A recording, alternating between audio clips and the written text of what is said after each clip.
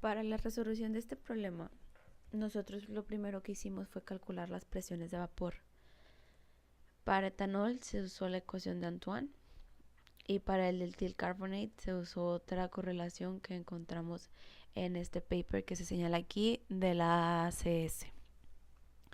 Después procedimos a sacar datos de la tabla que se nos presentaba en la problemática, donde encontramos que para estas fracciones de X1 se reportaban las P's experimentales. Con ello, nosotros quisimos calcular los parámetros de iteración y las gamas con Solver para que nos pudieran dar una P calculada lo más aproximada a la experimental que se presentaba en tablas.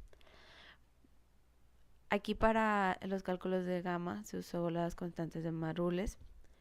En la siguiente hoja fue el mismo procedimiento, solo que se introdujeron las ecuaciones para Van Laar, tanto para gamas como parámetros de interacción.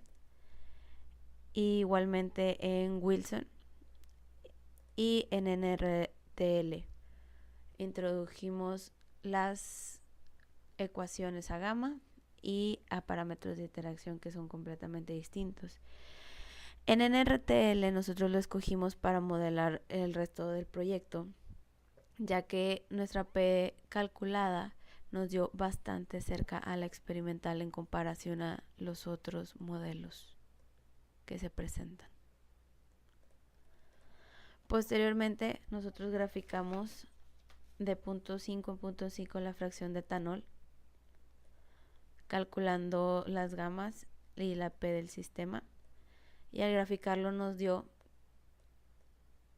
una gráfica bastante parecida a la que se nos presentaba al principio de la problemática.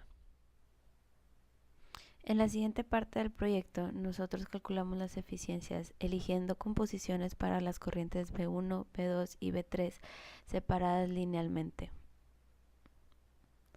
De ahí buscamos una temperatura donde la eficiencia del proceso fuera la más alta. Para el reactor 1, calculamos que la eficiencia podría ser 0.61. Entonces nosotros agarramos este pequeño intervalo de 0.58 a 0.72 que pasaba por el 0.61 y sacamos la diferencia entre la composición de Y1 menos X1 del rango seleccionado.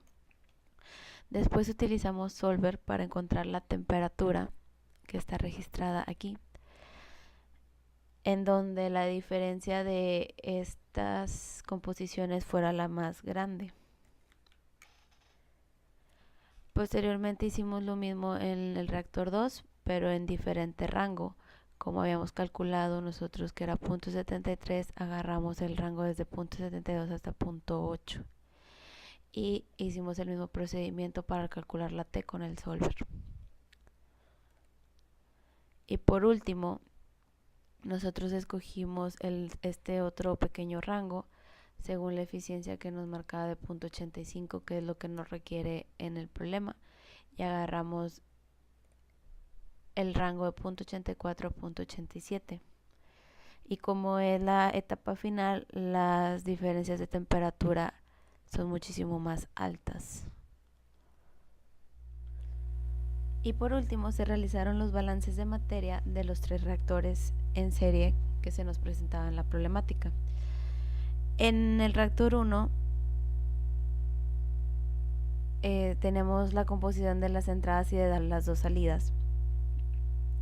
Y nosotros buscamos la T del sistema en la gráfica del reactor y se calculó la P del sistema usando Solver, buscando el valor de salida deseado. Igualmente en el balance de materia del reactor 2 se utilizó Solver para calcular la P del sistema en base a la salida deseada, nada más que la diferencia fue que las corrientes de entrada del reactor 2 iban a ser las salidas del reactor 1, y de igual forma se calculó la temperatura del sistema en el reactor 3 utilizando Solver para buscar la P del sistema con las corrientes de salida del reactor 2.